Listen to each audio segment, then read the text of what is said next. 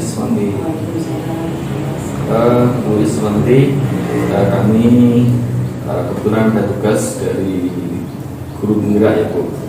Saya ingin bertanya-tanya sedikit mengenai kepemimpinan. Bu Iswanti, panjenengan gimana ya mengidentifikasi kasus-kasus yang merupakan itu dilema etika atau itu bujukan moral? Sebenarnya kan kepala sekolah itu kan tidak sendiri ya Pak ya. Iya. Di sekolah ini kan ada manajemennya, ada tim manajemennya. Jadi di dalam kita mengidentifikasi kasus-kasus dilematika itu kita bisa menggali informasi dari semua unsur yang ada di sekolah ini. Oke. Ya. Yang berikutnya Bu, jadi ini ya, jadi melibatkan beberapa unsur. Yang kedua Bu, bagaimana seorang kepala sekolah menjalankan pengambilan keputusan di sekolah terkait dengan kasus-kasus di mana ada dua kepentingan yang sama-sama benar. Seperti tadi Pak, bahwa keputusan yang diambil itu bukan murni hanya dari kepala sekolah. Intinya sekolah itu kan ada tim manajemennya, jadi keputusan yang diambil itu berdasarkan dari hasil musyawarah.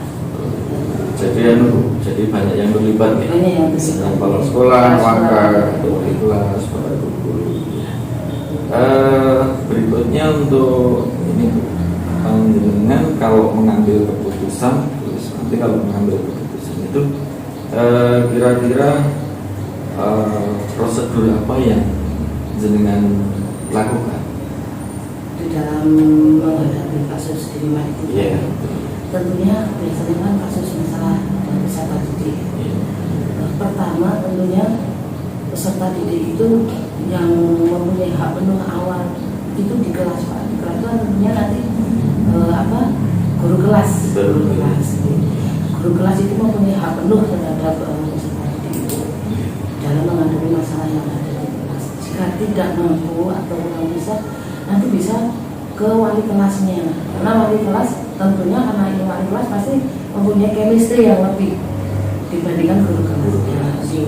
Tapi kalau memang dari wali kelas mengalami kendala, nanti bisa ke guru BP atau wakil kepala sekolah urusan kesiswaan itu meminta BP.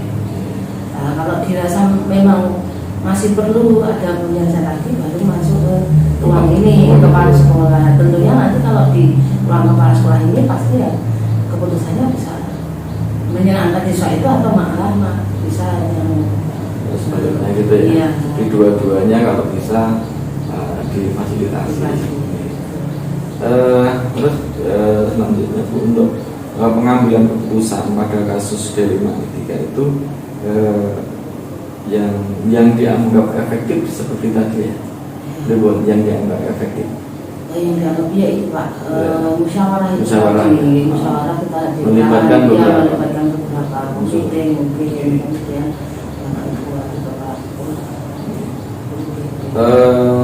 ada nggak Bu Kepala Sekolah ketika mengambil keputusan terkait dengan dilema etika itu tantangannya apa? Ya itu Pak, kalau sekolah ini kan sebenarnya kita melayani manusia ya Pak ya. GTK dan peserta didik. GTK itu Bapak Ibu guru dan tenaga pendidik. Kemudian kalau peserta didik, insya Allah kalau yang GTK tidak ada masalah. Kalau yang peserta didik itu ya itu tadi Pak, karena melibatkan orang tua. Kadang pemikiran kita dengan orang tua itu berbeda ya. Intinya kalau ada dilema etika terkait dengan permasalahan itu, kita hadirkan orang tua di sekolah. Intinya kita selesaikan di sekolah permasalahan itu, kita pahamkan orang tua sehingga nanti ya intinya masalah itu tidak diselesaikan di luar. Kalau masalah di sekolah ya diselesaikan di sekolah dengan pendekatan pemahaman ke orang tua. Selanjutnya Bu, kalau ada kasus misalnya dilema etika itu jenengan diselesaikan saat itu atau jenengan punya schedule jadwal misalnya? Terkait dengan kasus dilema etika, tentunya tidak bisa langsung serta-merta kita selesaikan saat itu ya. Kecuali kalau hanya masalah sepele mungkin saya bisa. Tetapi kalau misalkan masalah yang agak berat, biasanya memang kita jadwalkan Pak, kita hadirkan orang tua, kemudian kita apa ya namanya, kita selesaikan itu. Kalau memang itu belum bisa, maka kita akan jadwalkan untuk pertemuan berikutnya. Oke, jadi yang Ibu ada schedule ya? Iya. Mungkin dari kasus dianalisa dulu, nanti kapan kita selesaikan. Selanjutnya Bu, untuk selama menjadi kepala sekolah, mungkin faktor atau personal itu yang mempermudah pengambilan keputusan itu, kira-kira ada berapa unsur gitu ya di sekolah yang sudah disebutkan lakukan. Misalnya pihak mana atau faktor apa yang mempermudah untuk mengambil keputusan itu mungkin? Tentunya seperti tadi Pak, dalam mengambil keputusan sebagai seorang mahasiswa tidak serta-merta sendiri ya Pak. Kita perlu melibatkan terkait dengan tim manajemen sekolah ini. Jadi intinya musyawarah kita hadirkan untuk yang menyelesaikan masalah ini nanti terkait dengan nanti kedepannya, biar apa ya Pak, akibatnya itu tidak apa, ini memberatkan salah satu pihak. Yang terakhir Bu, selama menjadi kepala sekolah kira-kira apa namanya, hikmah atau pembelajaran apa ketika menyelesaikan masalah terkait dengan dilema etika? Intinya di dalam mengambil keputusan itu tidak gegabah ya Pak. Kita harus mempertimbangkan dari berbagai aspek, berbagai aspek, sehingga apa yang kita putuskan nanti kedepannya tidak apa ya, merugikan salah iya, satu. merugikan salah satu. Itu yang sudah dilakukan seperti itu ya. Oke, terima kasih Bu Iswanti, kesempatan untuk kita diskusi wawancara sedikit ini tentang pengambilan keputusan terkait dengan seorang pemimpin. Oke, terima kasih Bu Iswanti waktunya. Oke, assalamualaikum. Assalamualaikum Bu Menteri. Waalaikumsalam. Gimana kabarnya sekolah ini? Alhamdulillah baik. Alhamdulillah. Gini Bu, terima kasih. Saya sudah dikasih waktu untuk sedikit bertanya jawab ya, berwawancara terkait dengan tugas kami di CGP Angkatan 9 itu Bu, tentang kepemimpinan sekolah. Bu Menteri sudah beberapa saat menjadi pimpinan sekolah. Menurut panjenengan, bagaimana mengidentifikasi kasus-kasus yang itu merupakan dilema etika atau itu berupa tujukan moral? Terima kasih. Terkait dengan dilema etika yang sekarang ini baru marak nih, sebenarnya itu sudah lama selalu ada, dan tujukan moral. Kalau kita bicara dilema etika, dilema itu adalah sesuatu yang memang membuat kita sulit untuk memilih, karena memang dua-duanya benar. Nah, ini sesuatu yang harus kita pikirkan matang-matang. Tapi kalau kaitannya dengan rujukan moral, ini lebih nyaman dalam kita memutuskan, karena ada hal yang memang salah, benar dan salah. Iya, tapi kalau dilema etika, kalau kita bicara dilema etika, dimanapun kita berada pasti ada. Apalagi kalau dulu waktu jadi guru, dilema etika kita yang kita hadapi pada waktu kita mengajar. Betul. Itu jelas sekali, ada anak yang begini, ada kita sudah siap metode seperti ini, ternyata ada anak yang mudah seperti ini, kita harus mengambil keputusan pada saat itu juga. Kalau sekarang saya mendapat amanah di sekolah ini, yang pasti dilema etika terjadi di banyak lini.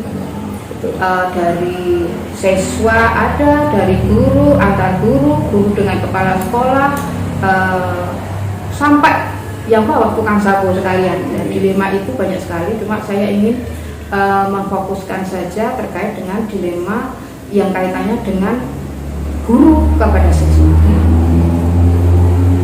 Berikutnya Bu, sebagai pimpinan sekolah atau lembaga, dalam menjalankan pengambilan keputusan di sekolah panjenengan, terutama kasus yang dua kepentingan yang sama-sama benar, itu bagaimana panjenengan punya trik seperti itu? Triknya ya kadang kita juga memang menghadapi hal seperti itu perlu mikir sejenak. Yang saya ingin sampaikan terkait yang saya hadapi yaitu kait dengan guru yang pendisiplinan terhadap siswa. Guru itu guru kami ya sat-sat das-des bagaimana mendisiplinkan siswa. Ada siswa yang terlambat diatasi, ada siswa yang tidak pakai seragam, tidak pakai sepatu hitam dan sebagainya langsung diatasi. Nah untuk itu tapi saya sebagai yang diamanai di sekolah ini, saya juga harus memonitor sejauh mana mereka dalam mendisiplinkan anak. Ternyata ada beberapa guru dalam mendisiplinkan siswa ini mereka masih dipertanyakan dalam hal yang pertama, guru itu tersebut dalam segi kedisiplinannya juga masih dipertanyakan. Nah ini kan betul-betul kalau saya hentikan jelas salah, karena ini kaitannya dengan mendisiplinkan siswa. Kalau tidak saya hentikan, ini akan menjadi karakter buruk untuk sekolah ini. Nah untuk itu saya mengambil sikap dengan pendekatan komunikatif personal. Jadi kasus-kasus seperti ini sebenarnya kasusnya banyak. Ada guru senior, guru junior itu juga merupakan kasus. Tapi kalau kasus ini bagi saya karena saya kan concern terhadap karakter guru. Jadi guru itu yang pasti harus memberi contoh dulu. Gitu. Jadi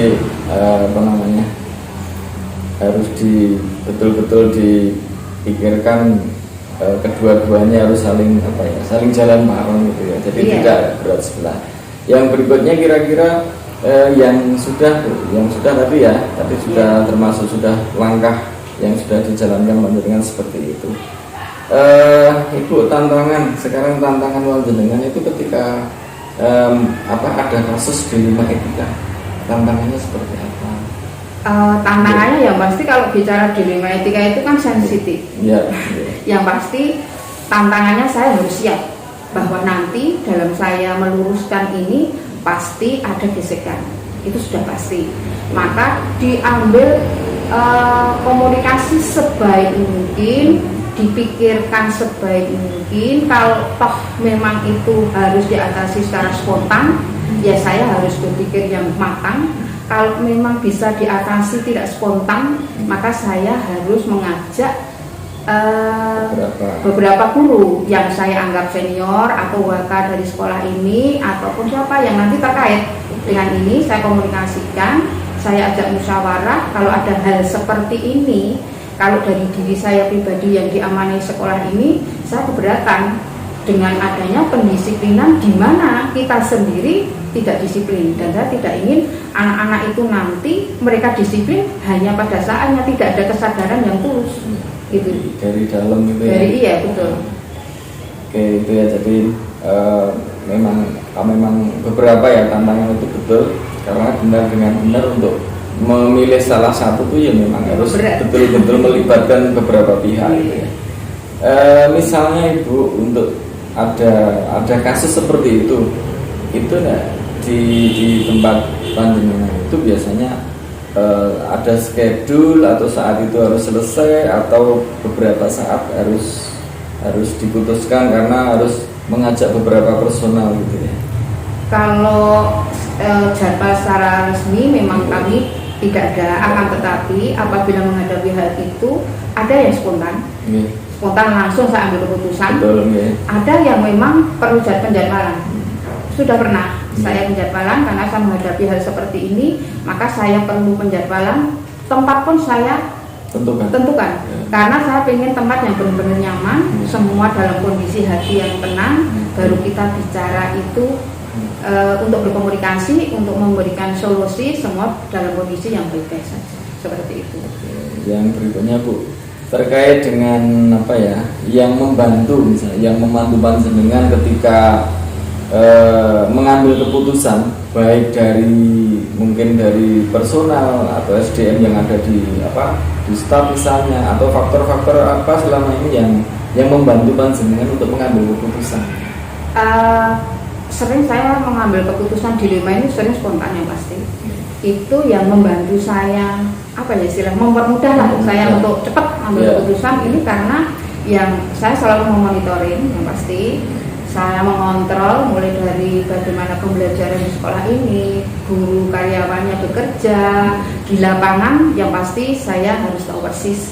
Jadi saya pada waktu mengambil keputusan itu sudah saya pikirkan, oh nanti kalau saya mengambil seperti ini akan berefek seperti ini, akan hasilnya seperti ini. Karena saya insya Allah apa yang saya lihat, saya amati dengan saya istilahnya berangkat lebih awal, pulang paling akhir, dengan memantau, mengontrol ini kan sudah menunjukkan data yang tidak saya dapatkan dari masukan dari guru, kadang subjektif gitu. Jadi saya yakin, yakin di lapangan seperti ini. Kadang kalau masukan ya memang saya terima, tetap siapapun yang memberikan masukan saya terima. Jadi saya nanti cuma menilai guru tersebut karakternya seperti apa yang saya lihat dari data dengan laporan guru tersebut. Ini menjadi masukan, bukan dalam rangka untuk menghakimi guru, tidak, tapi mengerti karakter ini lebih baik. Itu ya, jadi sudah banyak hal, banyak cara. Yang terakhir mungkin Bu Menteri, kira-kira dalam pengalaman panjenengan ketika mengambil keputusan pada dilema etika itu, kira-kira apa yang panjenengan dapatkan dari memutuskan yang kasus dilema etika? Maksudnya sudah memutuskan hasilnya apapun gitu, maksudnya apa yang didapatkan? Yang didapat yang pasti saya semakin dapat ilmu, yang pasti ada hal baru, dan ini juga tidak hanya saya dalam hal memutuskan itu, tidak semua yang kita ajak komunikasi ataupun kita ajak musyawarah pun, kadang kalau sudah memutuskan ini, suatu ketika keputusan ini tidak sesuai dengan, karena keputusan kan ditinjau kembali, ini masih bisa. Kadang juga ada karakter-karakter yang mereka justru keputusan sudah diambil secara musyawarah mufakat, akan tetapi karena hasilnya tidak baik bagi yang mereka tadi memiliki keputusan yang lebih baik, mereka juga akan berkomentar negatif. Ya, hal inilah kita juga akan mengkomunikasikan dengan baik. Jangan sampai kita itu tidak mengedukasi seorang guru yang harus menerima keputusan yang sudah kita ambil ini, ya tanggung jawab bersama. Guru itu harus menerima. Kalau memang toh ini dirasa tidak baik, mari kita musyawarahkan kembali. Ini edukasinya seperti itu. Oke, terima kasih Bu. Jadi memang betul yang disampaikan bahwa apa yang sudah kita putuskan harus kita pertanggungjawabkan. Jadi itu memang tadi disampaikan memang berat, ada yang benar, ada yang benar, tapi harus dipilih. Itu sensitif, itu kaitannya dengan sensitivitas. Apalagi antara personal dengan kelompok dengan personal, kita harus menjaga pribadi. Itu juga menjaga kalau saya rasakan itu ada hal-hal di saat saya memutuskan, misalnya ada guru tersebut rajin, bagus ini, tapi ada kelemahan di sini, tapi etika kemanusiaan saya itu juga muncul. Oke, jadi itu Ibu Jadi yang kita sampaikan, kita diskusikan sudah sesuai. Jadi memang dilema etika itu ada beberapa proses yang harus dilaksanakan, dijalankan, semuanya toh untuk kebutuhan siswa. Oke Ibu, terima kasih waktunya. Sekali lagi mohon maaf mengganggu aktivitasnya. Kami langsung mohon pamit aja untuk kembali beraktivitas. Sama-sama Pak. Terima kasih. Sukses selalu. Assalamualaikum.